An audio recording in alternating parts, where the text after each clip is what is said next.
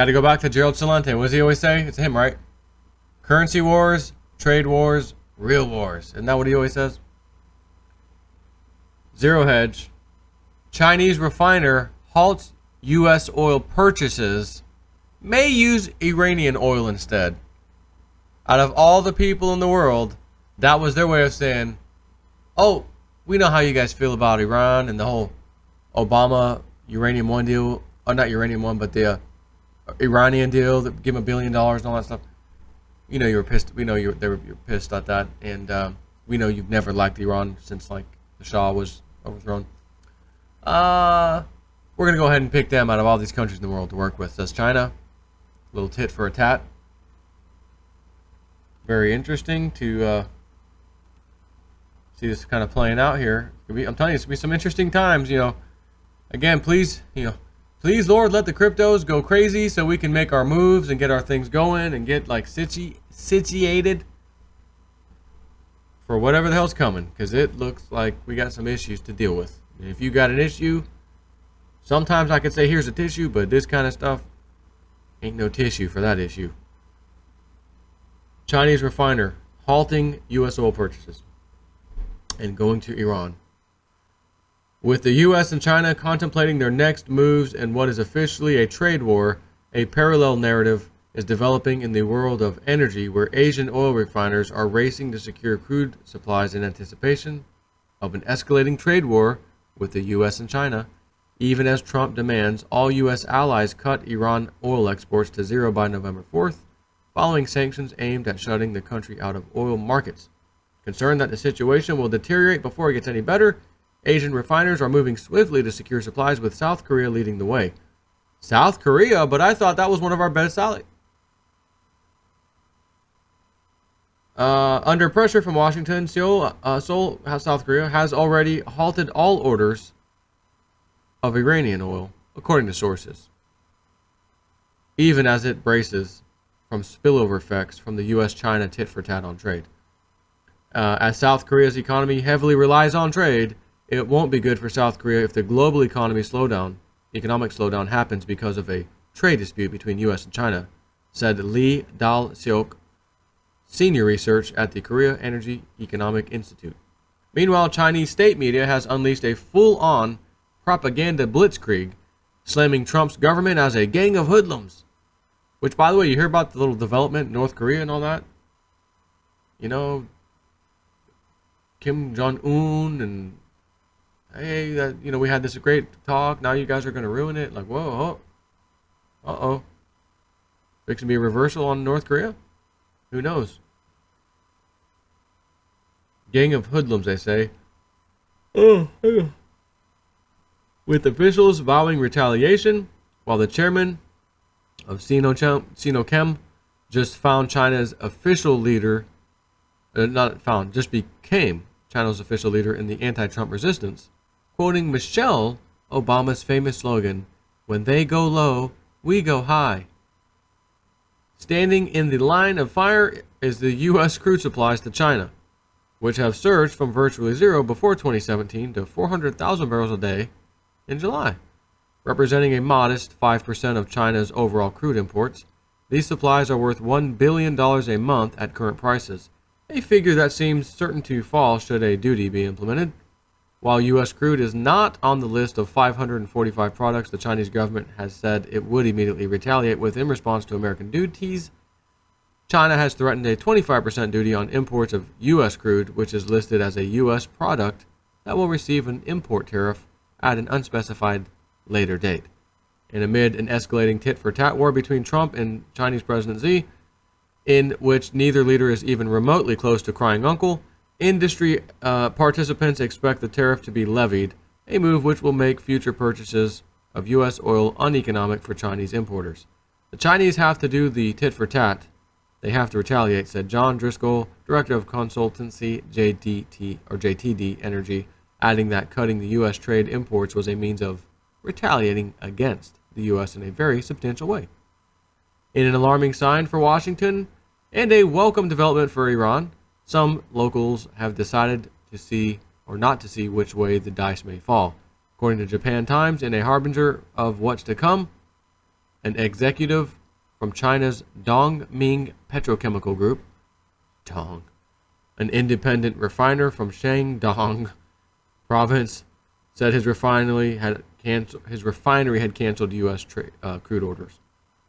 We expect the Chinese government to impose tariffs on U.S. crude, the unnamed executive said. We will switch to either Middle East or West African supplies, he said.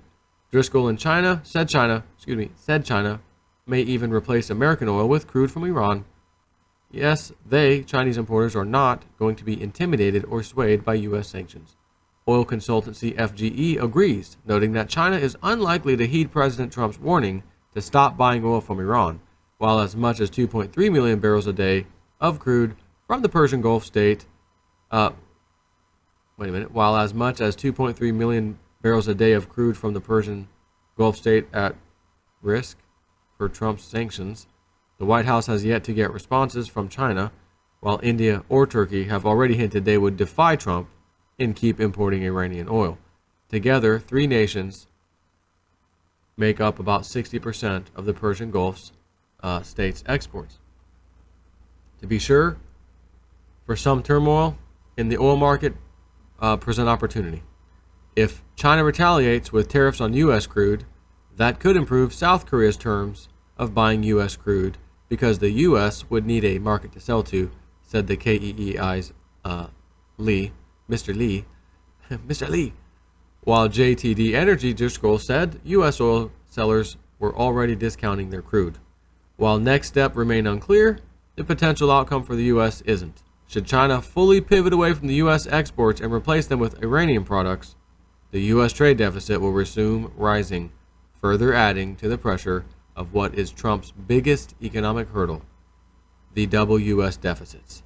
The flip side is that since less Iranian oil exports will go unused, it may provide a solace to the U.S. consumer facing the highest gas prices in 4 years.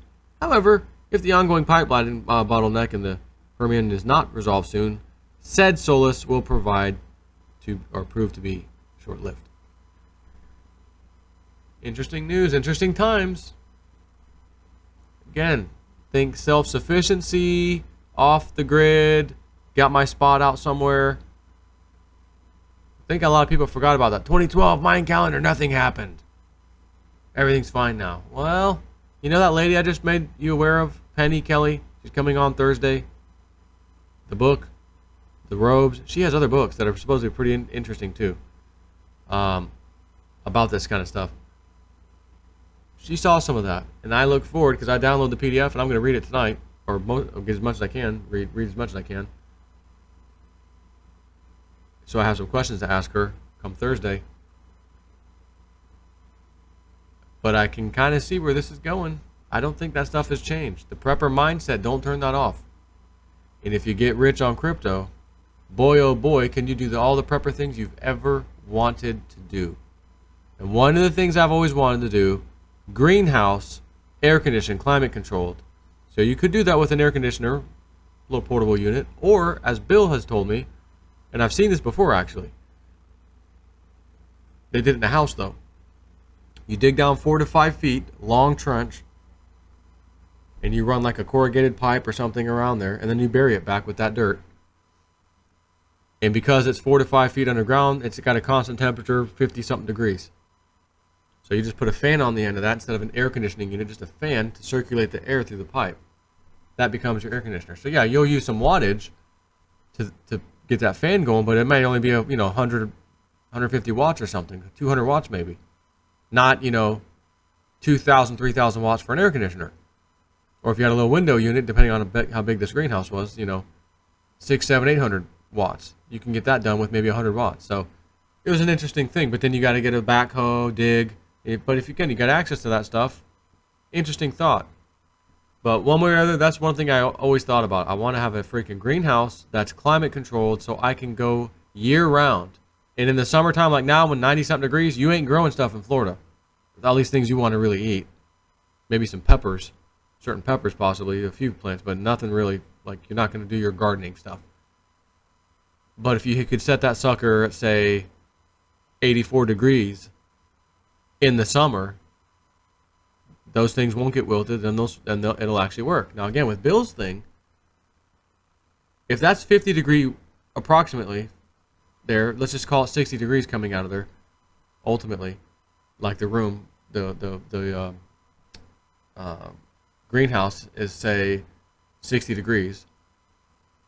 You could grow all year long no matter what. So even in winter, and if you're in a place where it gets freaking cold, 20 degrees, 10 degrees, 15 degrees, again, that same underground thing is still producing 50 degree weather, air. Therefore, even though it's 20 degrees outside, it might only be, 40 something degrees inside. Because again, that cold air outside will affect it a little bit. So let's just say it's 40 something to 50 degrees. Not enough to kill your plants. Not only that, they may get a little cold snap. And some of these plants, whether it's strawberries or certain things, they need that so they can get sweet. You know what I'm saying? I've got big dreams, big ideas. And I could do a lot of that here. But again, my mom, you're leaving. You're moving. You're going to move out of that house. Do I do all that crap? Oh, hey guys, look, it's me. I've been doing it for 6 months, but I'm moving now. Hell no, I'm not putting all that expense out here. So I feel like when this next move comes, that should be our house. We're not moving again. This is it. And it will have the land. Got to have at least a few acres. I don't need a lot, but I got to at least have a few. And be able to do some of this stuff. And who knows, maybe this becomes a thing a lot of people start moving towards. Because according to her, that lady Penny, again, Penny Kelly, in the future, everybody has a greenhouse. They don't cook anything. And it's attached to their kitchen. There's no pots and pans because they don't cook nothing. They don't eat them. They walk into their greenhouse and start picking stuff. Eat. Yeah, I'm kind of full now. Okay. That's how they do it. And the way out in the future, according to her. Kind of a little bit of John Teeter part. Like I'm looking at all this stuff like, man, reminds me of John Teeter, the breakup of states in America. We're already watching this with California. Like, whoa. So, again, you don't have money. How do you do this stuff? How do you get ready for this? It'll be difficult. Enter JSNIP4. I'm here for a reason. I'm seeing this now, and I'm putting these psychics and these people. Now I've got Penny Kelly to add to my list of people. So I got Sharon Michelle. I've got Michelle White Dove. I now have Penny Kelly too. And again, I think this is all happening for a reason. Time to wake up. Time for a little consciousness shift. And there's going to be some problems ahead. So maybe my role was connecting certain people and that kind of thing. But at the same time, not able to shut my mouth about cryptos, because that just might be the tool that takes you there, and me too, to where we can do these things. Take care.